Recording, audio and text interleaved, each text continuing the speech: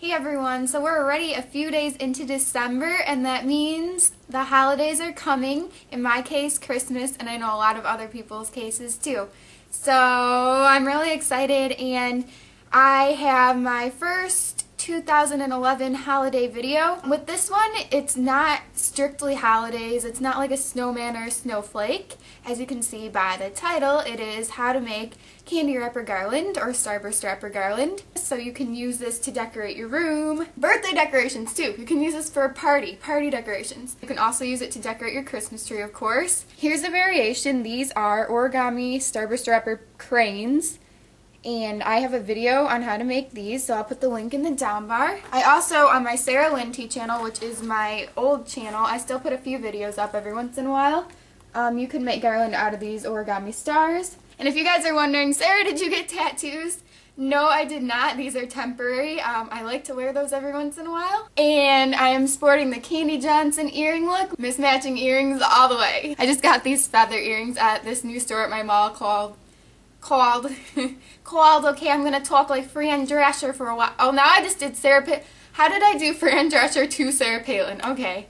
Fail. I just got these earrings from a shop at my mall called Body Central, and I have a haul up on my Sarah Linty channel if you guys want to check out all the stuff I got, because I got this shirt too. Yeah. If you want both sides to be colored, I will show you how to do that as well. It's really inexpensive. I'll show you the materials you need to use. You can use thread, but I like to use clear string for this, nylon monofilament, and there's 100 yards on this roll, so this will last you a dang long time. Of course, you will need some candy wrappers. I usually use Starburst wrappers. You can use any type of candy wrapper. You can even use colored paper, scrapbook paper. You can use computer paper probably and color it any way you'd like. So to hold these on, you can see at the bottom of the star there's a crimp bead, and you can find crimp beads in the jewelry/finding sections of any craft store. On these birds, I just put a little piece of clear tape to hold them on. You can also make a ton of tiny little knots, but that probably is the most time consuming. It's the cheapest, but the most time consuming. So you have those three options. If you think of any more, you can let me know. But tape, crimp beads, or knots are the ways to keep them on. This is the tape I use if you guys are interested. And if you're using crimp beads, you'll need a pair of pliers, and if you're using string and tape, you'll need scissors regardless. And to get them on, to thread your candy wrapper things on here, needles. Use a needle. At the end of this video, if you guys are interested in what I'm wearing makeup-wise, I will show you the products that I used. First of all, you have to decide which type of garland you want to make. So you can use birds, stars, crinkle cuts. The refrigerator just turned on, so sorry about that. Or you can combine elements of two or all three of these designs. If you want to use paper cranes or paper wish stars, then you're going to have to learn how to make them first, of course. So I do have videos, like I said, on how to make both of those. I'll put the links in the down bar. Then decide what string you want to use. You could use thread, but I find this to be more durable, and it's also clear, so you won't have to worry about like seeing a color of thread through. You can get this from any craft store. Also, I'm going to show you how to make these with Starburst wrappers, but you can even get more creative and use parts of chip or other snack bags. I'm going to show you how to make this crinkly type of garland first. What I'm going to do is cut my wrapper into 6 equal parts, and you can cut them into whatever size strips you want, and that will decide how big your crinkles are on your garland. And I cut all mine the same width, but you could even get creative and cut some pieces thinner than others. So to cut these into 6 equal pieces, I fold it in half, cut it down the middle, and then fold into thirds like this, and then put the one you folded on top of the other half, and then cut your strips. Okay, I did a bad job cutting because I'm on camera, but it doesn't really matter. When you cut a single strip like I just did, one side's going to be in color and one side is not. If that's a problem for you, I have a solution. When you're folding your strips, I cut that off, and then I'm not going to cut this fold. I'm going to leave it so then both sides will be colorful when I put it on the string. And then my second fold, and cut it off, and my third fold, and then that is the end, no cutting.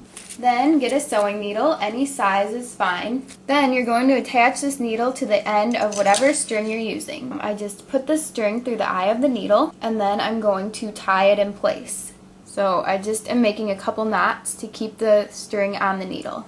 Next it's time to fold the wrappers to their crinkly state. So all you're going to do is an accordion fold, which is where you fold one part over, flip it, fold that on the other side, then you have to flip it again, fold, flip, and fold. You're going to want it to stay together, and I left my string on the spool, I didn't cut it off. Be really careful when you're poking this through. You could use a thimble, which will help to save your fingers so you don't poke them. Poke the needle through the center of your wrapper and pull it all the way down onto the string. It may be a little tough to get over the knot, so make sure you make the knot as small as possible while still making it stay on the needle well. I just folded another green wrapper and I'm going to pull that down as well. Now I'll show you how to fold it if it's double. You do the same thing. Fold the end down, flip it over, fold again, flip that over, fold again, and just do it as many times as you can before they're all even size, and it looks like a little accordion. That's why it's the accordion fold. Then I'm poking the needle through that wrapper.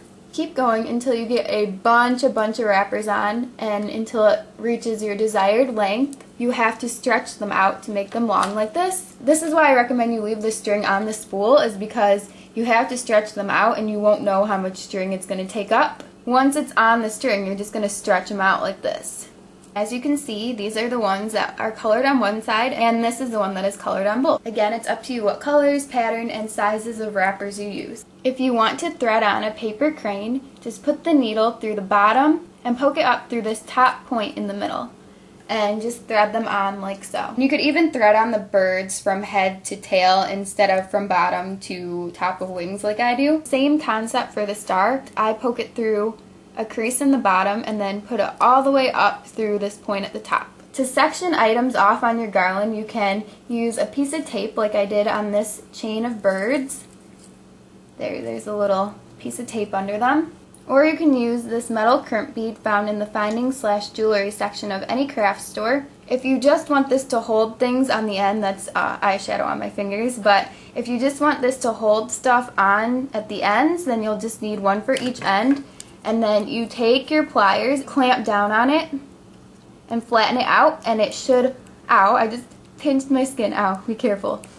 And this crimp bead will hold your items on really securely.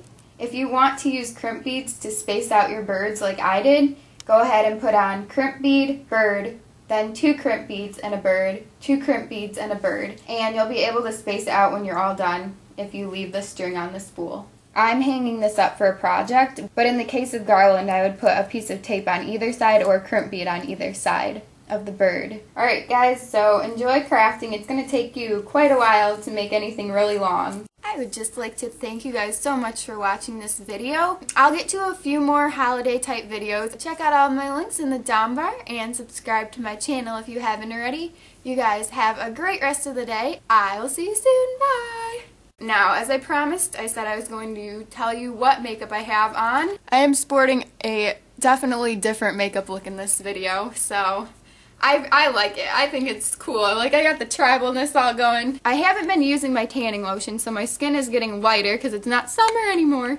So I use this foundation, Buff Beige 466, and for my bronzer I used my darker foundation, which I use in the summer, which is 464 Natural Beige. These are L'Oreal True Match Naturel. For lipstick I use this Revlon nude lipstick and it's called Nude Attitude. I used an eyelash curler. For my sparkly eyeshadow, I started out with this Sephora eyeshadow that I just got. It's called Wedding Day. And disregard dirty nails. I would do a lot of art projects, so grossness. On the outsides, I did Rimmel London's Night Jewel. My eyeliner, the name rubbed off, but it's CoverGirl. My mascara is One by One by Maybelline. I lined my upper lash line with this e.l.f. liquid eyeliner. Right on the corners here, I put sparkly gold shimmery e.l.f. eye liquid eyeliner. And these were from Target. They were 3 for $3, and I got a silver one as well. I will show you. Hala. Yikes. P.S. Like this video. Do you, yes or yes, who thinks these gummies are the most delicious things in the world? Even though they're for preschoolers, I take these to school with me for a snack, and these are my favorite gummies. I like the texture and the flavor. They're delicious. Yes, very off topic, but these are so good. Just pointing that out there.